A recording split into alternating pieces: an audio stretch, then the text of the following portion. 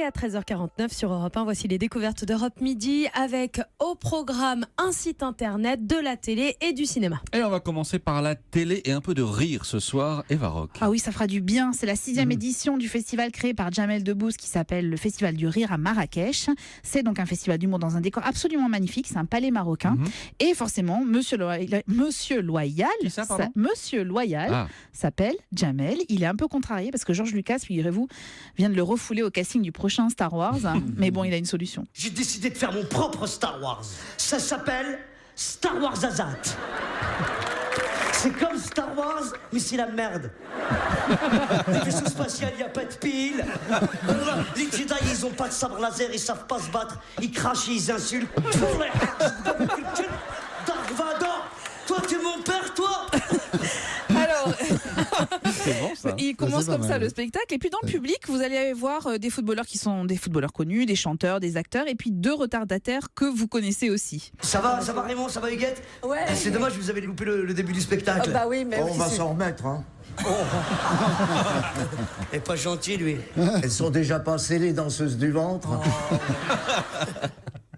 Alors, vous l'aurez reconnu, c'était Raymond et Huguette de Scène de Ménage. Alors évidemment, on est sur M6, donc ça fait un petit peu de promotion pour la chaîne aussi.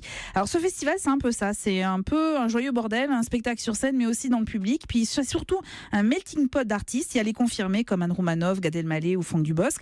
Et puis surtout, il y a les jeunes pousses, l'imitateur Marc-Antoine Lebré, Walid Dia, Ahmed Silla, Antonia, qui cherche l'homme idéal un peu partout dans le monde, qui est très drôle. Et il y a même un intermède musical et drôle avec les Fils Monkey. Je ne sais pas si vous connaissez. Voilà, c'est un duo de batteurs français absolument incroyable. Ça ressemble à ça. Ils jouent à 2, hein, donc.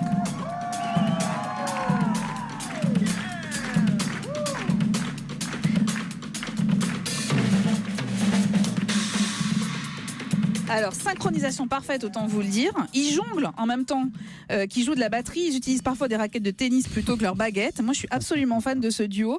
Et ils font un petit sketch aussi avec Jamel. Pour le reste de la soirée, j'avoue ne pas avoir ri à tous les sketchs, mais c'est un peu le principe de ces soirées où il y a des humoristes qui ont des humours très différents. Mais je me suis pas ennuyée, ce qui avait été pourtant le cas dans les éditions précédentes. Moi, je reste convaincue de la bonne idée de mêler des anciens et des jeunes humoristes. Et puis, je reste convaincue surtout des valeurs de tolérance que Jamel Debbouze affirme avec force lors de ce festival, et c'est pour ça aussi que c'est à Marrakech. Jamy et ses amis du Marrakech du Rire, ce sera donc sur M6 ce soir à 21h. Votre bonus, alors là, il a vraiment rien à voir. Et oui, mais sauf que j'ai beaucoup ri aussi avec ce documentaire de France 3, diffusé tardivement, 23h30, Pasqua par Pasqua. Et j'ai beaucoup ri. C'est Daniel Lecomte qui réalise ce sujet. Il a passé près de 2 ans auprès de l'homme politique à la faconde légendaire. Alors, rien de complaisant, même si on sent une certaine sympathie pour le personnage, forcément.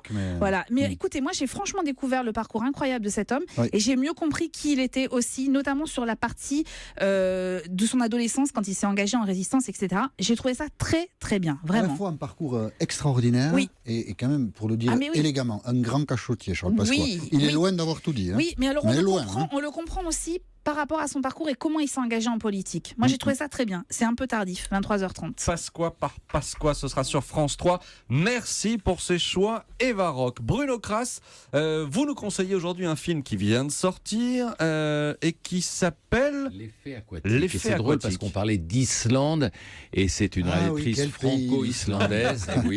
Et c'est une réalisatrice franco-islandaise, Solveig Hanspatch, qui nous a quittés malheureusement parce qu'elle avait une 50aine d'années.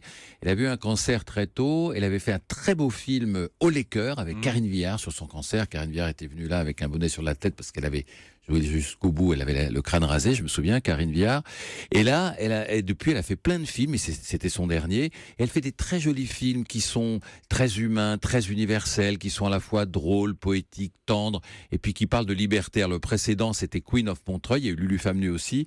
Et Queen of Montreuil, ça se passait à Montreuil. Et l'un des personnages, joué par Florence Loiret-Caille, Agathe, avait élevé une otarie. Et on retrouve Agathe, qui est maintenant maître nageuse à la piscine Maurice Thorez de Montreuil. Montreuil. Et il y a un type qui la repère, c'est Samir, joué par Samir Ghesmi, qui est grutier, lui il contemple Montreuil du haut de sa grue, et il s'aperçoit qu'elle envoie balader un type, et ça lui plaît beaucoup, et il va la draguer. Pour la draguer, il va faire semblant de ne pas savoir nager. Alors ça va marcher au début, donc il est bien dans l'eau avec elle, sauf qu'à un moment, il y a quelqu'un qui est en train de se noyer, il n'a qu'un seul réflexe, et qui se jette à l'eau, et en fait, il nage très très bien, quoi. Notre Agathe est très vexée, et elle va partir, et puis elle va aller à un congrès en Islande, un congrès de maîtres nageurs, et on va voir d'ailleurs, tout ça est super bien filmé, que ce soit Montreuil ou que ce soit l'Islande, c'est très très beau, très bien filmé, c'est très drôle, et là, Samir va la rejoindre en Islande, et on va voir ce qui va se passer. Et entre autres, à un moment, il se fait passer pour un délégué israélien parce que il essaie d'entrer dans le congrès, et on lui pose une question, et là, je vous laisse découvrir le film, il fait une improvisation, ce que peut dire un délégué israélien quand il doit parler et improviser. Donc c'est très drôle, très tendre, c'est vraiment très bien fait. Et puis il y a cette actrice, Florence Loirecaille, que moi j'adore, qu'on a vue dans le Bureau des légendes, première saison et deuxième saison, qui joue la petite aux cheveux courts, qui drive Phénomène, Sarah Giraudot. Et c'est une actrice qui est merveilleuse parce qu'elle est à la fois très redoutable quand elle se défend, très dure, et à la fois écorchée vive. Et ce mélange est très très beau à l'écran, c'est une super bonne actrice. Voilà. Florence Loirecaille. L'effet aquatique, ça sort donc aujourd'hui face un blockbuster français. Alors là aussi les questions d'eau, puisqu'on est au camping Les Flots Bleus, au bord de la mer. Camping 3. C'est Patrick Chirac, avec ses pensées éternelles. Chasser le naturel, il revient en bungalow. Bon, bref, vous voyez, ça vole très haut. Mais en fait, bien écrit, ça. Mais en fait, autant le second était raté, et Franck Dubosc le reconnaît, Fabien Antoniente aussi, autant celui-là est un peu de la même eau que le premier, et il est très sympathique, avec une petite musique nostalgique quand même. C'est assez désenchanté, parce que Patrick Chirac, il a beau essayer d'avoir l'air d'avoir 32 ans, c'est un peu difficile.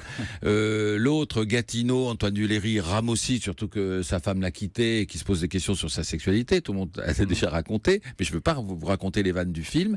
Et tout ça, l'idée qui était intelligente, c'est d'avoir mis 3 jeunes, qui débarquent là-dedans, qui eux sont un peu paumés et qui évidemment sont hallucinés quand ils voient Patrick Chirac chanter des chansons d'Hervé Villard. Il y a quand même, on dirait qu'il y a 4 générations d'écart. Voilà, c'est pas les pensées de Pascal, encore une fois, mais c'est sympathique, c'est drôle, c'est tendre, et puis on a envie de voir ça avant de partir en vacances. Ça fait du bien. Ils jouent bien les 3 jeunes qui ont été Ils jouent très très bien les 3 jeunes, très, très bien, absolument. Merci Bruno Kras, Camping 3, c'est aussi un de vos coups de cœur. Absolument. Merci beaucoup Bruno.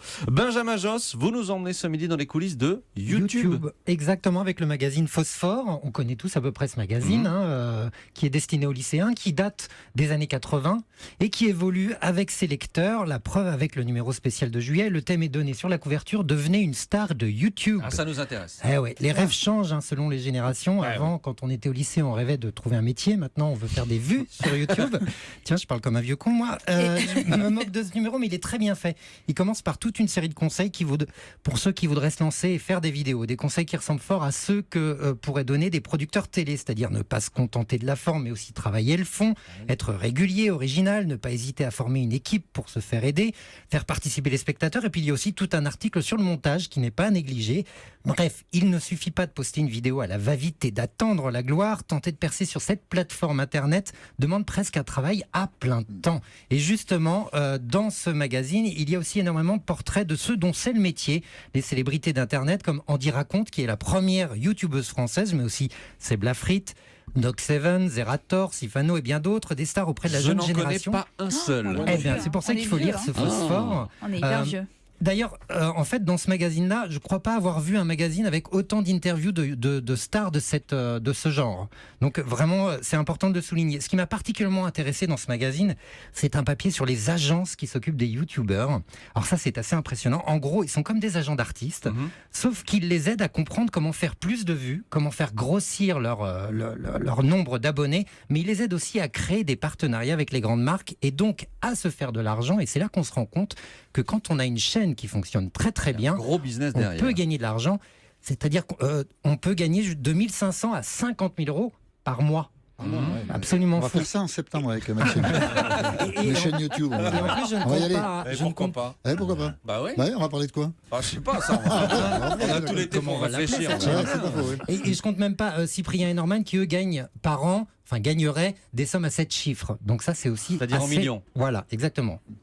Donc c'est assez impressionnant. Autre article notable dans ce magazine, et je terminerai là-dessus, la double page sur les droits, mais aussi les lois qui entourent les vidéos sur Internet. On découvre par exemple que des injures dans les commentaires peuvent coûter jusqu'à 12 000 € d'amende. Ça, on va pas faire, Jean-Michel. Non, Donc, pas d'injures. On découvre aussi qu'on encourt beaucoup de problèmes. Ça m'a coûté. On découvre aussi qu'on encourt beaucoup de problèmes en faisant de la contrefaçon, c'est-à-dire en piquant des concepts, mais aussi des vannes d'autres vidéos. Ça, on va faire. Et ça, c'est arrivé.